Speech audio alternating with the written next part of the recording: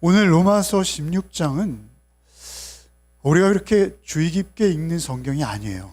그래서 로마서를 쭉 읽어 나가다가도 이 16장에 오면 이제 로마서가 끝났구나, 이름들이 나오네, 이렇게 그냥 읽어내는 곳이죠. 심지어는 몇몇 중요한 아주 잘 알려진 주석가들은 이 16장을 없는 것처럼 해석하지도 않고 제외시키는 것을 볼 수 있습니다.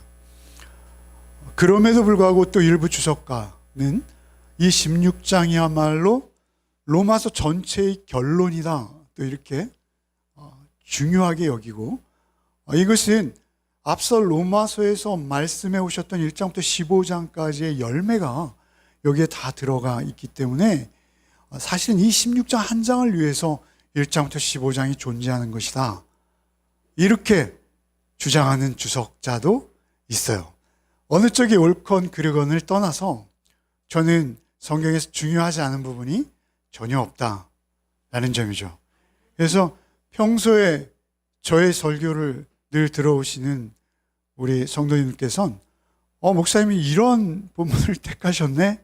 라고 조금 의아해 하실, 그럴 수도 있는 본문이 오늘의 본문이 아닌가 여겨집니다. 한 주석가는 교회를 표현하는 말 가운데 메가라는 말이 찬사가 아니다, 그것은 비극이다, 이렇게 주석하는 분이 있어요. 메가라는 게 무슨 뜻인지 아시죠? 메가 처치 하면 뭐예요? 대형 교회를 말하는 것입니다. 우리가 메가시티 하면 서울이나 북경이나 뉴욕이나 이런 아주 큰 도시, 정상을 넘어선 도시들이에요, 사실. 그죠?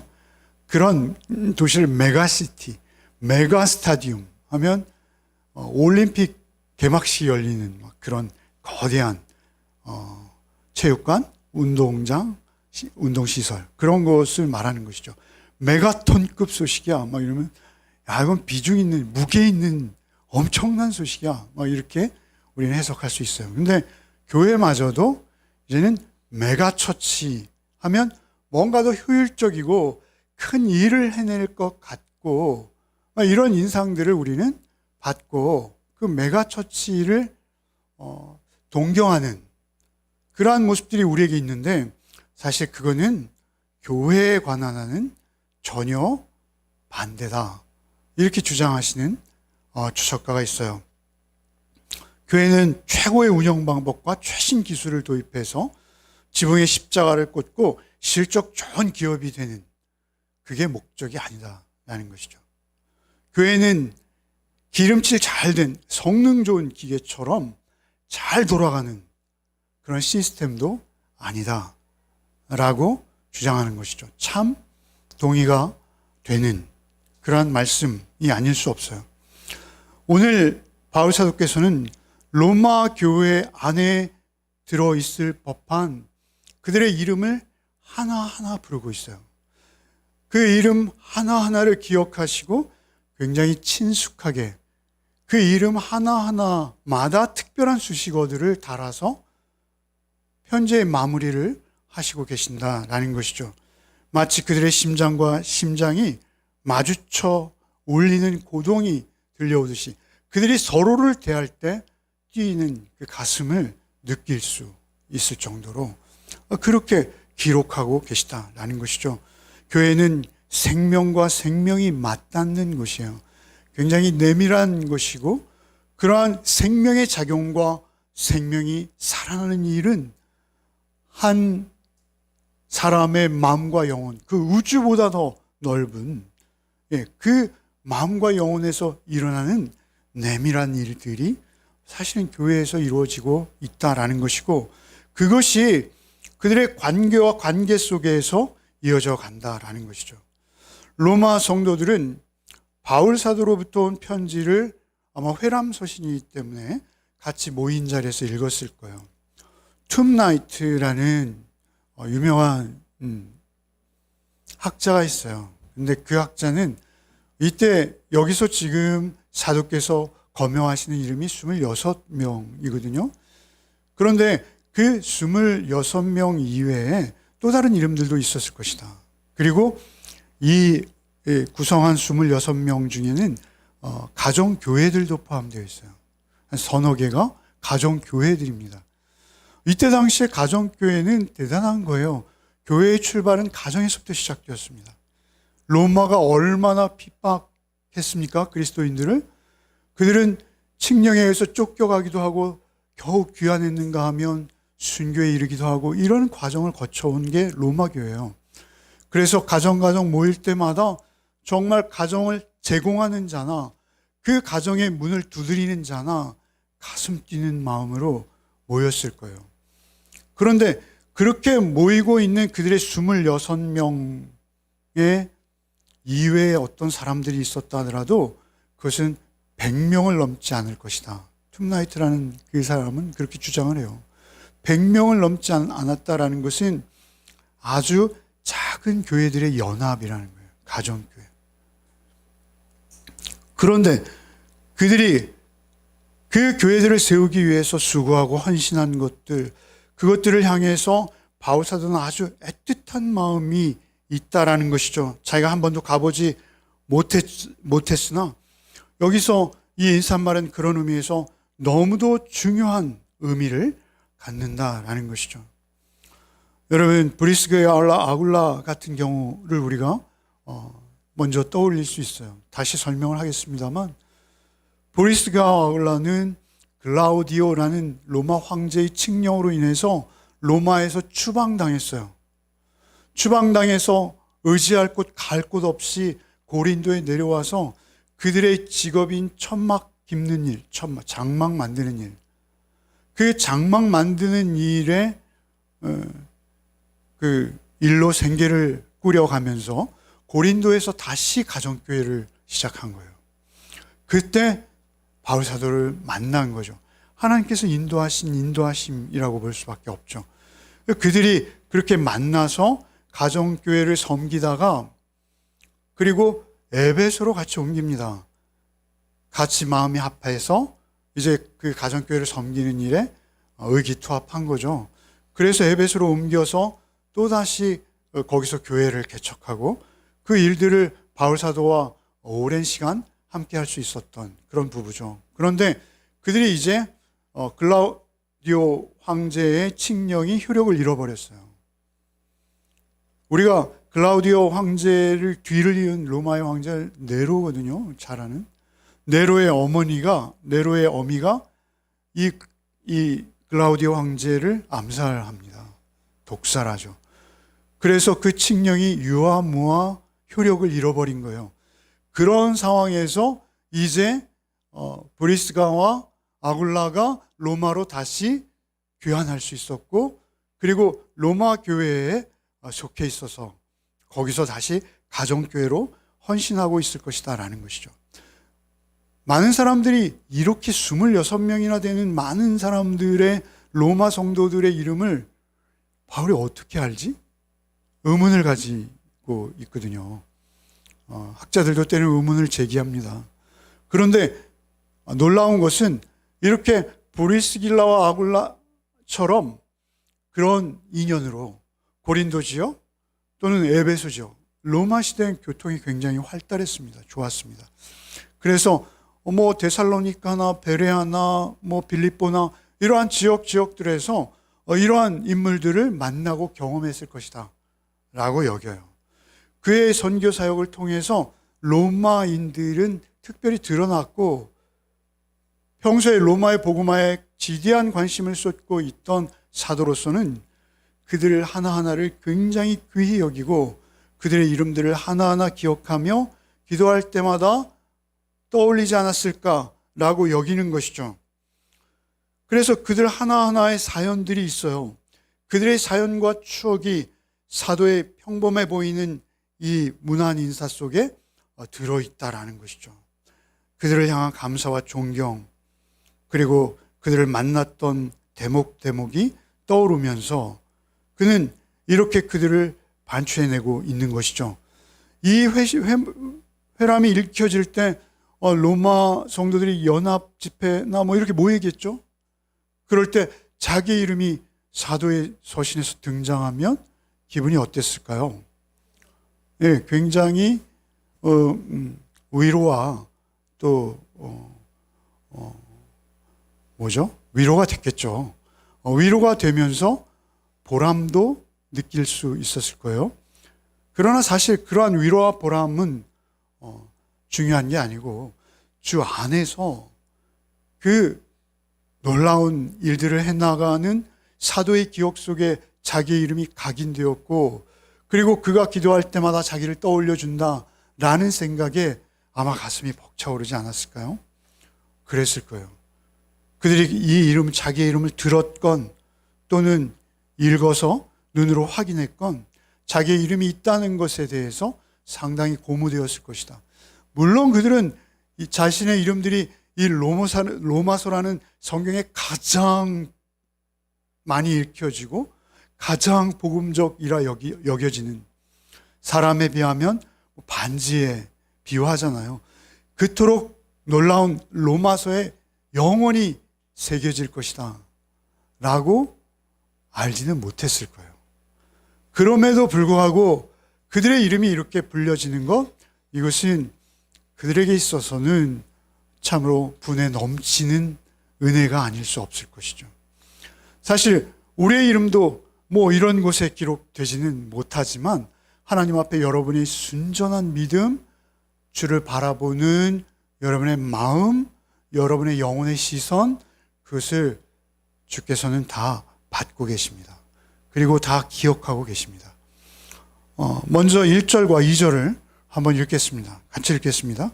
내가 겐그레아 교회의 일꾼으로 있는 우리 자매 베베를 너에게 추천하노니 너희는 주 안에서 성도들의 합당한 예절로 그를 영접하고 무엇이든지 그에게 소용되는 말을 도와줄지니 이는 그가 여러 사람과 나의 보호자가 되었음이라.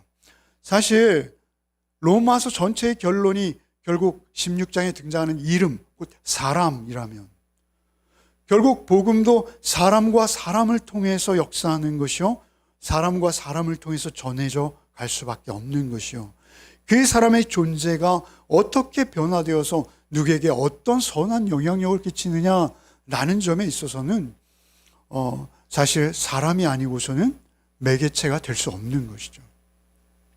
그런데 그 중에 베베가 첫 번째로 등장하고 있어요. 그래서 많은 학자들이 그 이유는 우리 자매 이렇게 소개하잖아요. 사도께서 베베에게 특별한 신임과 사랑을 느끼고 있었음에도 불구하고 또 그녀는 로마서를 전달한 전달자였을 것이다 라고 여겨져요.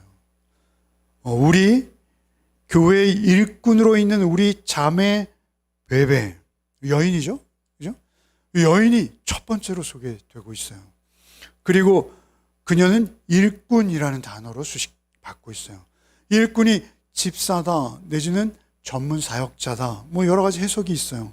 그러나 어찌되었든 그는 교회에서 굉장히 자타가 공인하는 헌신자였을 것이다 라는 것은 분명하죠.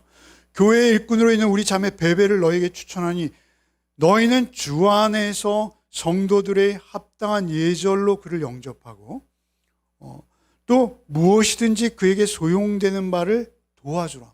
무엇이든지 그에게 소용되는 바를 도와주라. 많은 주석가들은 베베가 로마로 이주한 것이 아니에요. 베베는 사업가였다라고 여겨져요. 왜냐하면요, 여기에 그가 여러 사람과 나의 보호자가 되었음이라 이렇게 말하고 있거든요. 여러 사람과 바울사도 자신의 보호자가 되었다. 이 보호자라는 단어는 대단한 단어입니다. 이 보호자라는 단어는요, 법적 내지는 경제적 후견인이라는 거예요. 경제적 법적 후견인이 될 수 있는 사람은 사실 그때 당시에는 남성 외에는 없었어요.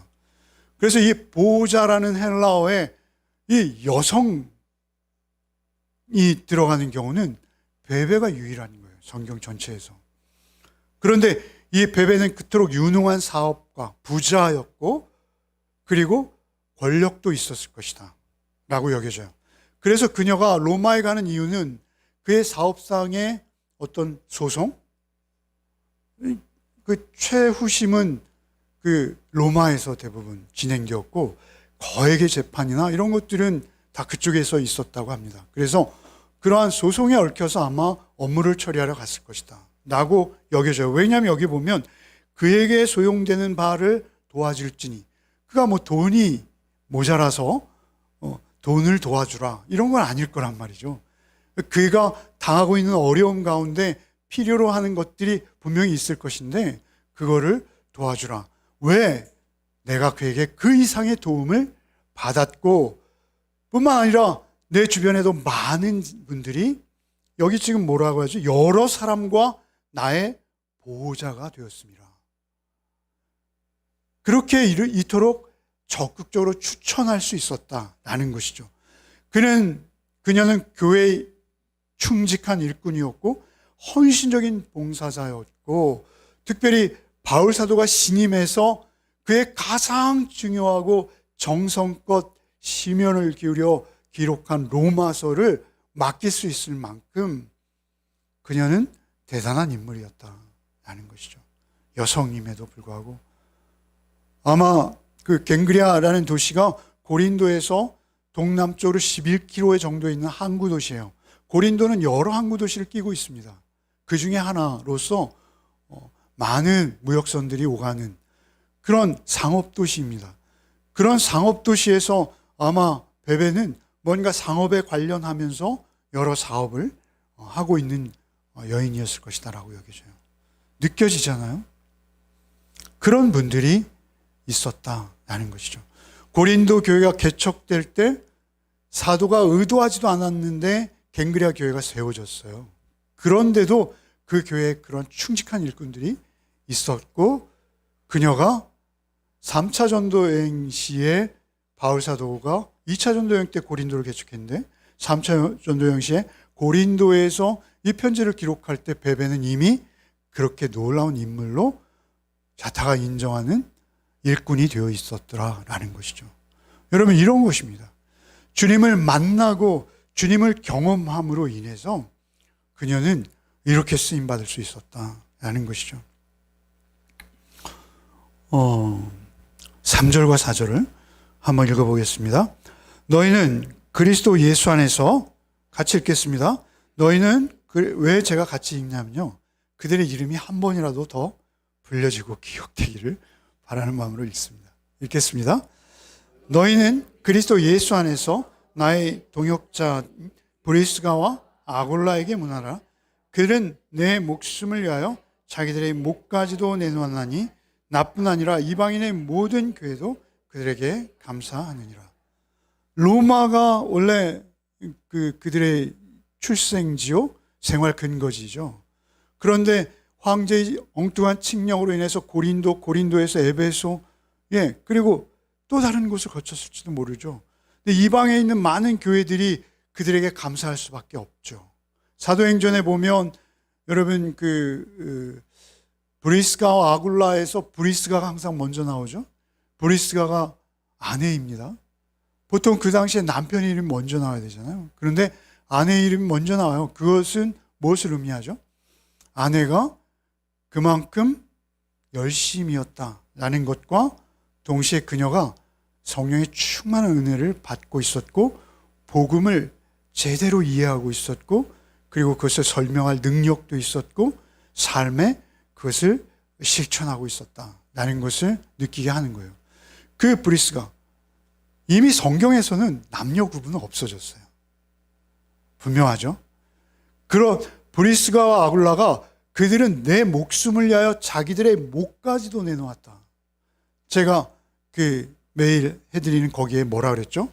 이것은 목을 자르는 단두대에 자기의 목을 들여 밀었다. 이런 직역하면 문자적인 번역이 가능하다. 이렇게 말씀드렸어요. 그만큼 바울을 위해서 헌신적이었다라는 것이죠. 그러한 부부들이 있어서 바울 사도가 바울 사도 되는 것이죠. 그래서 사실은 많은 목사님들이 브리스가와 아굴라의 이름을 애용하세요. 그리고 자주 말씀하세요. 저는 처음 말씀드립니다. 어쨌든 그 브리스가와 아굴라를 통해서 바울이 바울되고 로마 교회가 로마 교회 됩니다. 그런 헌신이 있는 거죠. 5절도 한번 읽어보겠습니다. 또 저희 집에 있는 교회에도 문안하라. 내가 사랑하는 에베네도에게 문안하라. 그는 아시아에서 그리스도께 처음 맺은 열매니라. 그들의 집에는 역시 로마에서도 교회가 있었어요. 집을 여러분 교회로 개방하는 거는 쉽지 않습니다. 여러분. 제가 여기는 저는 목사임에도 불구하고 제가 3층에 있을 때 제가 거기서 기거했잖아요. 저희 아이들과 함께. 쉽지 않은 게 많았어요. 전혀 간단한데도 간단치가 않아요. 그런데 멀쩡한 자기의 집을 실제 평신도임에도 불구하고 그 위험을 무릅쓰고, 지금과는 완전히 다르죠. 지금은 오히려 명예스럽고 자랑스럽게 개방할 수 있습니다. 그러나 그때는 생명을 각오하고 개방할 수밖에 없는 처지였어요. 그런데 그들은 저희 집에 있는 교회에도 문안하라. 내가 사랑하는 에베네도에게 문안하라. 놀라운 것은 에베네도, 그는 아시아에서 익은 첫 열매라고 말씀하시죠. 주께서 열매 맺게 하셨죠. 그 에베네도가 브리스가와 아굴라의 가정교회 헌신에서 같이 신앙생활하고 있었다라고 여겨집니다. 그래서 브리스가와 아굴라의 가정교회를 섬기는 세 주축은 에베네도를 포함한다라는 것이죠. 내가 사랑하는 에베네도, 이렇게 말씀하세요. 내가 사랑하는, 얼마나 사랑스러운지요. 그가 첫 열매였기에 더 사랑스러웠을 거예요. 그죠? 고마움과 감사가 넘치는 것입니다. 여러분, 아무도 복음을 받지 않는 그 아시아에서, 그 선교 현장에서 자기의 복음을 첫 번째로 받고 믿음으로 반응했던 그 인물에 대해서 바울은 얼마나 큰 감사와 고마움이 있겠어요. 내가 사랑하는 에베네도에게 문안하라. 그는 아시아에서 그리스도께 처음 맺은 열매니라. 사실 바울의 열매는 아니죠. 엄격히, 그죠? 그리스도께서 맺으신 열매죠. 그 열매를 말하면서 이렇게 말씀하죠. 6절도 한번 읽겠습니다. 너희를, 마리아가 또 한 명 등장하죠. 성경에는 이분까지 포함해서 총 7명의 마리아가 등장해요. 근데 이 7명의 마리아 중에 이 마리아만큼은 아무와도 연관이 없는 독립된 마리아. 여기서 한 번 등장하고 많은 마리아. 그럼에도 사랑스러운 것이죠. 마리아인 것으로 보아서 그녀는 분명 유대인이었을 것입니다. 어떤 이유인지 모르지만 홀로 되어서 흘러 로마까지 왔고, 그렇게 홀로 외롭게 살아가는 그녀였으나 바울 사도가 보기에 너무도 사랑스러운 그녀, 그 헌신하는 그녀의 모습이었다라는 것이죠. 7절 한번 읽겠습니다. 내 친척이요 나와 함께 갇혔던 안드로니기와 유니아에게 문안하라. 그들은 사도들에게 존중이 여겨지고 또한 나보다 먼저 그리스도 안에 있는 자니. 안드로니고 유니아, 이름이 벌써 익숙하죠? 이름을 읽을 때 막 발음이 안 돼서 힘든 사람과는 좀 달라요. 왜 그렇습니까? 유대의 이름이기 때문에 그렇습니다. 나의 친척이라고 이야기하잖아요. 안드로니고, 유니아, 비슷한 이름들이 등장하는데, 여기에서 안드로니고와 유니아는 놀라운 것은 바울사도보다 먼저 그리스도 안에 있었다. 혹시 바울사도로부터 핍박을 받았을 수도 있어요. 친척이라고 해요. 그냥 친척이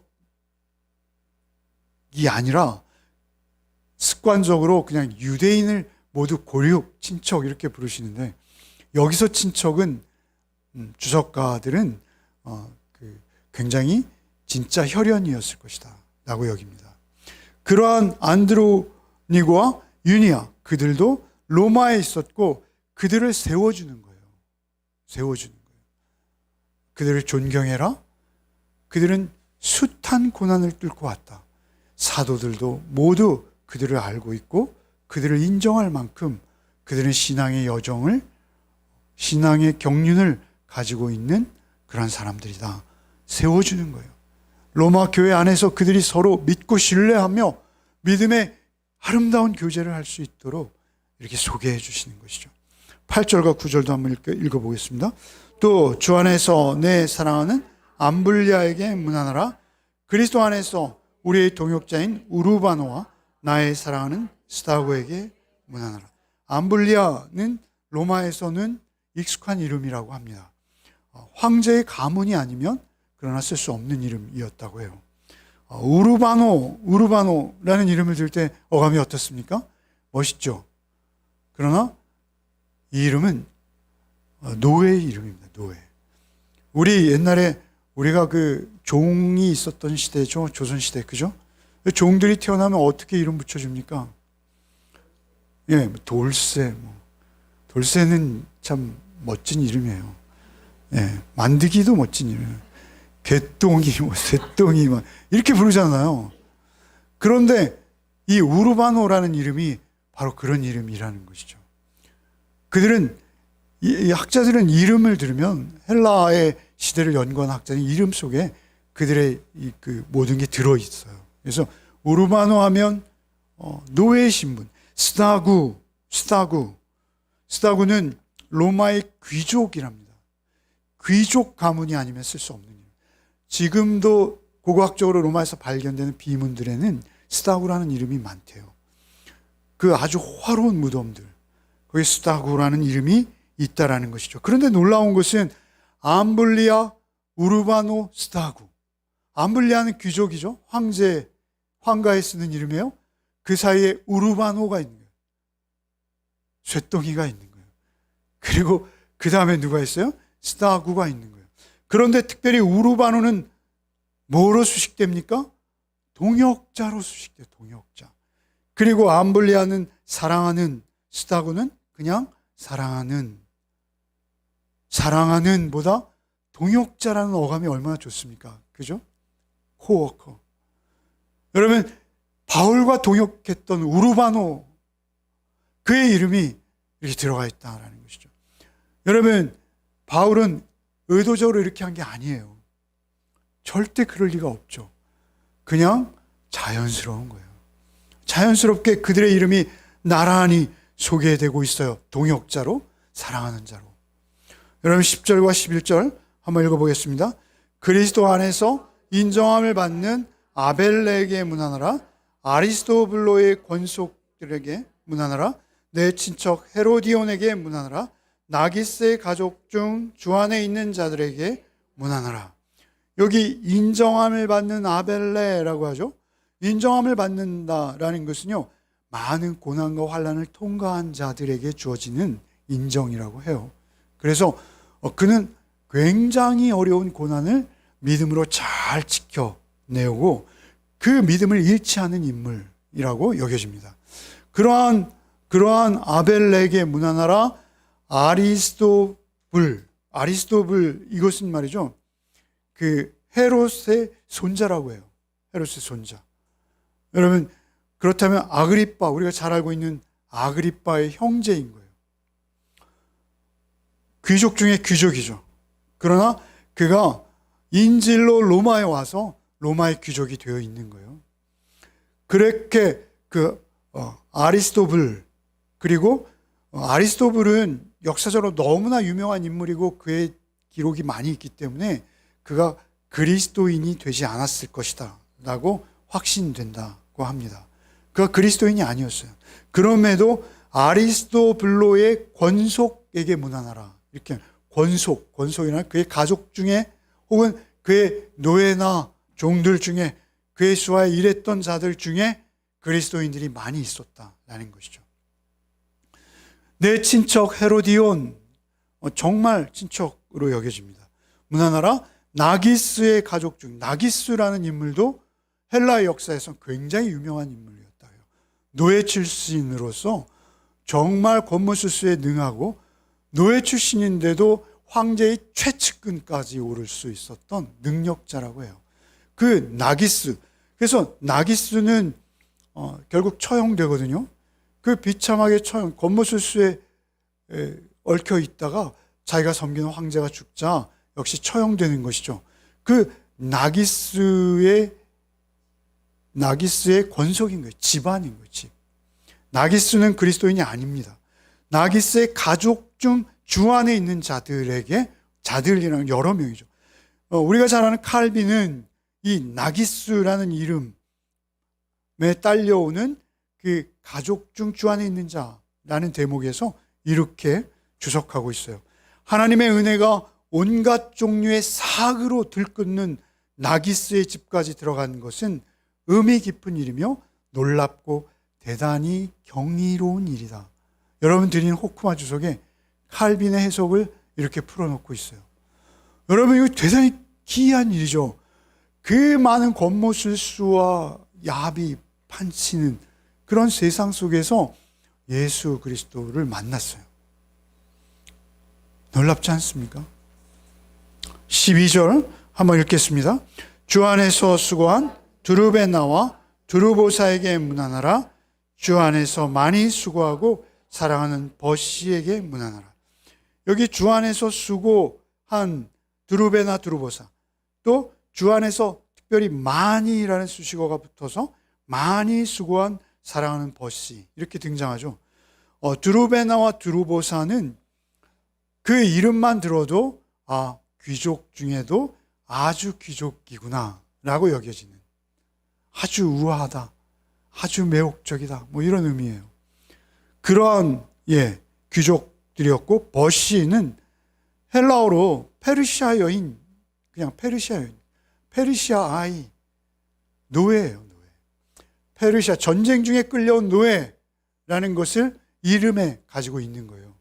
그런데 그녀들을 나란히 놓고 특별히 버시에게 더 많이 수고한 사랑하는 버시, 그냥 주 안에서 수고하는 두루베나 두루보사인데 버시만큼은 수고하고 사랑하는 버시에게 문안하라, 이렇게 존경하고 있어요. 사랑하고 있어요. 정말 가슴 뛰게 그녀를 기억하고 계신 바울 사도의 마음을 느낄 수가 있어요. 13절도 한번 읽어보겠습니다. 주 안에서 택하심을 입은 루포와 그의 어머니에게 문안하라. 그의 어머니는 곧 내 어머니니. 놀랍지 않습니까? 루포는 누구입니까? 구레네 시몬의 아들입니다. 구레네 시몬은 누구입니까? 예수 그리스도의 십자가를 로마의 군병에게 지명당해서 억지로 지고 갔던 그런 인물이죠. 그런데 그는 유대인이었기에 절기에 예루살렘에 왔었던 것이죠. 그 어머니, 루포의 어머니면 누구예요? 시몬의 아내인 것이죠. 그 어머니가 아마도 바울 사도께서 수리아 안디옥에서 고난을 당하고 있을 때 그 바울 사도를 극진히 대접하고 그 가족들과 바울도 생이별한 그 시간이잖아요. 그때 그를 가정처럼 따뜻하게 품어주면서 그와 함께 오랜 시간 동거할 수 있었다라고 여겨져요. 그래서 그의 어머니는 내 어머니다. 그들이 어떤 사연으로 로마까지 갔는지 모르겠으나 그들이 로마에 정착하고 있었고, 그리고 역시 예수 그리스도를 섬기고 있었다라는 것이죠. 그런 그들을 향해서 그의 어머니는 내 어머니야 라고 존경과 사랑을 전하고 있다. 길죠? 14절 15절 재미있어요. 감사합니다. 힘이 납니다. 14절 15절 한번 같이 읽겠습니다. 아순그리도와 블레곤과 헤메와 바드로바와 허마와 및 그들과 함께 있는 형제들에게 문안하라.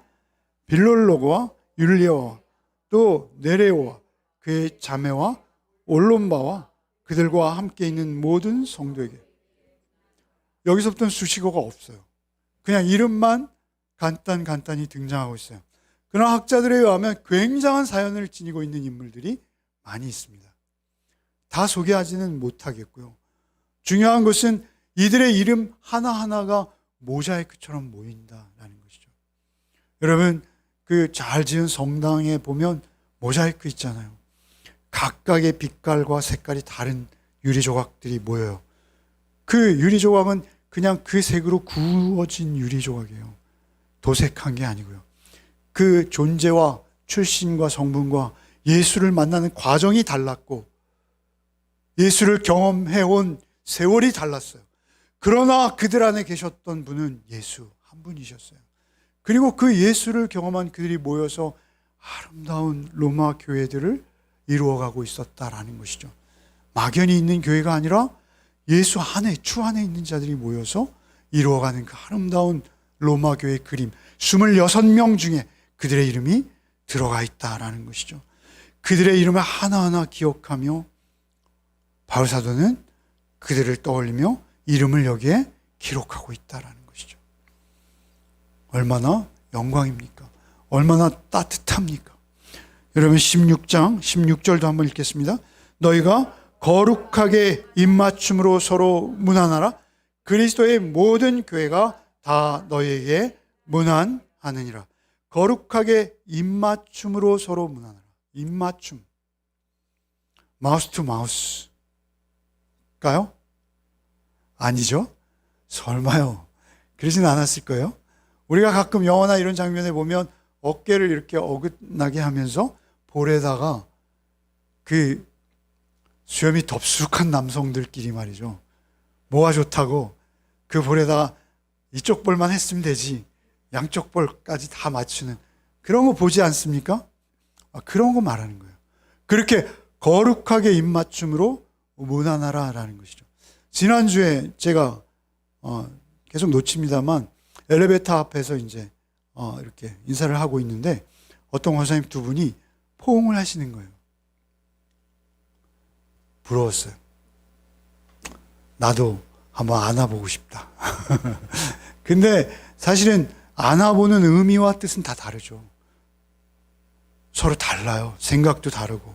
그러나 그리스도의 사랑으로 좀 더 우리 힘내자, 열심을 갖자. 그런 의미가 있는 것이죠. 서로 격려하고 위로하는 거예요. 그러한 문안을 통해서 우리는 서로 존재가 교류하는 거예요. 꼭 그렇게 몸과 몸이 부딪히지 않더라도 우리는 눈빛만 보아도 알 수 있어요.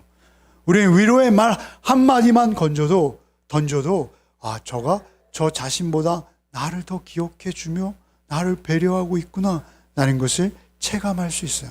그것은 주 안에서만 느끼는 교제예요. 주님으로 인해서 우리가 만나지 않았다면 세상 가운데 느낄 수도 없고 경험할 수도 없는 그런 따뜻함이에요. 그러한 따뜻함들을 누리라는 거예요. 너희가 거룩하게 입맞춤으로 서로 문안하라. 오늘 설교 제목 뭐예요?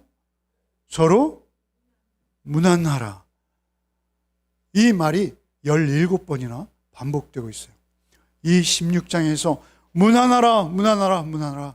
환영하고 포옹하고 입을 맞추며 서로 볼에 입술을 부비며 남성은 남성끼리 여성은 여성끼리 너희 좀 그렇게 해 라고 바울이 말하고 있는 거예요. 바울 사도가. 그들은 주인과 노예의 관계일 수 있어요.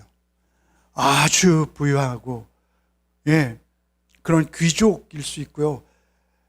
그냥 몸에 땀 냄새와 쪄든 곰팡이 냄새가 가득한 그런 신분일 수 있어요. 그럼에도 불구하고 그들이 서로 포옹하고 껴안고 볼을 부비며 입술을 마주할 수 있는, 입술을 볼에 댈 수 있는. 여러분 그게 어떻게 가능할까요? 더구나 이 시대에 말이죠. 여러분 우리나라에 기독교가 들어오고 말이죠. 놀라운 것은 백정이 먼저 장로가 되고 막 이런 일들이 우리 한국교회에서 많이 있었어요. 그런데도 교회를 나가지 않고 자기 종이 장로가 먼저 되었는데도 장로님 깍듯이 섬기며 교회를 건축한 그런 분들도 있어요. 우리에게 있어서 중요한 것은 주 안에서입니다. 주 안에서. 주 안에 있으면 우리가 넘지 못할 벽이 없어요. 세상은 벽을 쌓고요. 서로 대결하고요. 그리고 서로 분리되어지라고 소리칩니다. 우리에게 있어서 주 안에서 우리가 만났다라는 주 안에서라는 표현이요. 이 16장에서 9번 등장해요. 역시 주 안에서. 그리스도 안에서, 주 안에서. 주 안에 있게. 주 안에 있다는 건 뭐예요? 주 안에 있다는 거. 여러분 바울 신학의 그 핵심이 뭐냐면 이신칭의와 주 안에서예요. 주 안에서. 엔 크리스토스. 그 주 안에서라는 건 뭐냐면요. 어떤 신비한 주 안에서의 체험을 말하는 게 아니에요. 주님의 말씀이 육신에 오신 주님이시잖아요. 주의 말씀 안에서, 언약 안에서, 주의 법정적 이신칭의 선언 안에서, 주의 말씀을 신뢰하는 그 믿음 안에서 있는 게 주 안에 있는 거예요. 우리 각자의 성품과 우리의 존재와 우리의 역사는 지워지지 않아요. 여러분, 그것이 한꺼번에 없어지지 않아요. 우리가 다 모든 게 달라도, 정치적인 의견이 다르고 자라온 환경이 다르고 우리의 사고와 인식이 세상에서 묻혀온 것들이 다르다 할지라도 우리는 주 안에 있다면, 주 예수 그리스도로 인해서 우리의 죄가 씻음받고 해결받아서 이제 주님만이 나의 구주가 되었습니다 라고 고백하며 그 주님과 함께 하늘의 소망을 가지고 천국을 바라보며 살아가고 있는 성도라면 그런 거 뛰어넘는다는 것이죠. 그런 거 문제가 되지 않는다는 것이죠. 내가 종이냐? 내가 주인이냐? 내가 귀족이냐? 내가 천민이냐? 내가 부유하냐? 가난하냐? 배웠느냐? 못 배웠느냐? 이런 차이가 우리에게 존재하지 않는다는 거예요. 여러분 믿으십니까? 오늘은 너무 속삭여서 제가 다른 성경 구절이 없어서 그러신지 눈을 감으시면 안 됩니다. 자, 여러분이, 저 사실 우리 교회당이 넓지 않잖아요. 그래서 제가 눈을 자주 못 마주치는 이유는 여러분이 힘들어 하실까 봐요, 사실. 저는 힘들지 않습니다. 그런데 여러분이 힘들어 하실까 봐 제 눈이 좀 독하거든요. 그래서 못 마주치는 거예요. 그렇다 해서 눈을 편안히 감으신다? 그건 제가 보고 있습니다. 그건 저의 눈에 보입니다. 눈을 감으시는 건 보입니다. 서로 무난하라 라고 말씀하시는 거예요. 우리도 무난해야죠. 우리의 무난하는 것은 어떤 방식일까요? 우리는 그렇게 볼을 비비는 게 아니고요. 우리가 무난하는 건 큐티예요. 우리가 무난하는 방식은요, 사실은 말씀 나눔이에요. 여러분, 말씀 나눔을 통하면요, 우리의 영적 건강 상태가 내가 말하지 않아도 그냥 드러나는 거예요. 아, 지난 한 주간 충만했구나. 아니, 지난 한 주간 아파서 왔구나. 내가 보듬어 줘야지. 내가 이 한 주간은 우리 누군가를 위해서, 저 친구를 위해서 기도해 줘야지. 저 권사님을 위해서, 저 집사님을 위해서 내가 기도해야지. 이 나눔이라는 것이 말이죠, 우리의 포옹인 거예요. 서로 무난하라라는 건 무엇이죠? 우리가 서로 예수 그리스도 안에서 경험되어진 그 말씀의 능력을 나누는 거예요. 여러분, 저희 구역이에요. 남자들은 구역 예배 별로 안 드리잖아요. 그런데 저희 구역에 저희 집사람, 저희 아내가 섬기는 구역이 있었어요. 저는 이제 집사였잖아요. 마흔이 될 때까지 집사였습니다, 저는. 그 구역에 한 식구가 있었는데, 그 식구는요, 남편이 교회만 가면 때려요. 얼마나 때리냐면, 병원에 갈 만큼 때려요. 그런데도 교회를 가야 하는 거예요. 그래서 교회를 성경을 어디에 숨겨놓냐면, 아파트 앞에 보면, 옆에 보면 소화전이 있죠, 소화전. 소화전 앞에 이 둘둘둘 호수 말려있는 그 사이에다가 성경책을 놓는 거예요. 그리고 그 시간이 되면 싹 빠져나와 성경 들고 예배 드리는 거예요. 예배 드리고 집에 가면 분명히 맞아요. 알면서도 어쩔 수 없이 하는 거예요. 여러분, 사실 제가 왜 이 말씀 드리냐면, 그때 당시에는요, 예배 드리는 건 생명을 거는 거예요. 가정교회라지만 그 가정교회 오면서 내가 그 가정에 혹시라도 누가 되지 않을까 계속 뒤돌아보면서 누구 미행하는 사람은 없는지 조심스럽게, 우리 교우들에게 폐를 끼칠 수 없게, 왜? 그렇게 가슴 뛰면서 모이는 거예요. 여러분, 그런 예배 우리는 못 드려봤죠. 아마 이북에 있는 우리 형제들이 그런 예배를 드릴 거예요. 그런 예배라면 예배 현장에 오기만 해도 눈물이 나지 않겠어요? 내가 주님 안에 있고 또 누군가가 주님 안에 있고 그 주님 안에 있는 자를 내 안에 모신 주님과 함께 같이 만나는 거예요. 이것은 정말 가슴 뛰는 장면이요.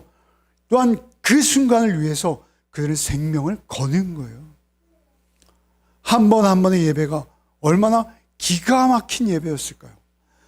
우리의 예배도 그렇게 주 안에서 서로 문안하며 입맞추며 지난 한 주간 성령께서 세상 속에서 너와 함께 어떻게 동행하셨는가?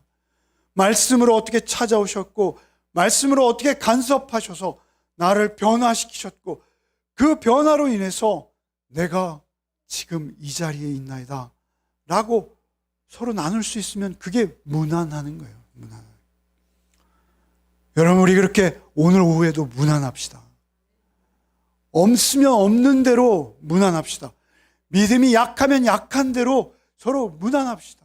서로 알고 기도해 줍시다. 나는 믿음이 없습니다. 나는 믿어지지가 않네요. 나는 사실 요즘 이러저러한 일로 쫓기고 있습니다. 나는 사실 요즘은 말씀 읽을 시간보다는 이러저러한 일로 너무나 정신이 팔려 있습니다. 이 말씀이라도 하시면 우리 서로 도울 수 있는 거예요. 그게 문안하는 거예요. 이 각박한 세상, 이 각박한 세태 속에서 왜 제가 큐티 나눔 교회를 그렇게 악착같이 고집하는지 아십니까? 여러분, 이거 하기 싫어서 교회를 나가신 분들도 있어요. 그러나 우리가 서로 문안하지 않는다면, 서로 묻지 않는다면, 서로 나누지 않는다면 우리의 믿음은 허공에 있는 거예요. 발을 디디고 있는 게 아니에요. 혼자의 상상 속에서 마냥 날아가고 있는 거예요. 자기가 만나고 있는 하나님은 어떤 하나님인지도 모른 채 그냥 그렇게 떠내려가고 있는데 실은 자기가 떠내려가고 있는 것조차 모르는 신세가 될 수 있다라는 것이죠. 우리 문안합시다. 서로 만납시다. 주 안에서 만납시다. 그래서 이 입맞춤을 바울사도는 로마서뿐만 아니라 고린도전서, 고린도후서, 데살로니가전서, 베드로 사도께서는 베드로전서에서 그 마지막 줄에 이렇게 말씀하세요. 너희는 사랑의 입맞춤으로 서로 문안하라. 사랑의, 우리는 무슨 입맞춤이죠? 거룩한 입맞춤. 베드로 사도는 뭐라 하세요? 사랑의 입맞춤으로 서로 문안하라 라고 말씀하십니다. 문안합시다. 오늘 오후에도 다 같이 문안합시다. 다 하셨어요, 분명히. 감사합니다. 주님, 주께서 우리를 하나 되게 하셨는데 우리가 주님 모심으로 말미암아 우리 안에 주님 우리에게 매일 말씀하시는데 우리가 서로의 다름을 인정하면서도 서로 존중하며 우리 안에 모신 주님을 사랑하며 사모하며 아름답게 그 뜻 안에서 그 말씀 안에서 한 몸을 이루게 하여 주시옵소서. 서로 그 말씀을 나누며 지난주에 경험했던 주님을 서로 문안할 수 있도록 가르치고 나누며 그렇게 교제하는 우리 열매 가족들 되게 하여 주시어서 오직 우리 자신이 하나님께 드리기에 합당한 열매로 맺혀지는 역사가 있게 하여 주시옵소서. 주 안에서 하나 되어서 서로 존중할 뿐 아니라 하루하루의 삶 속에서도 경건의 시간을 소홀히 하지 아니하는 주님과의 교제를 놓치지 않는 우리 모두 한 주의 삶이 되게 하여 주시옵소서. 예수 그리스도의 이름 받들어 기도하옵나이다. 아멘.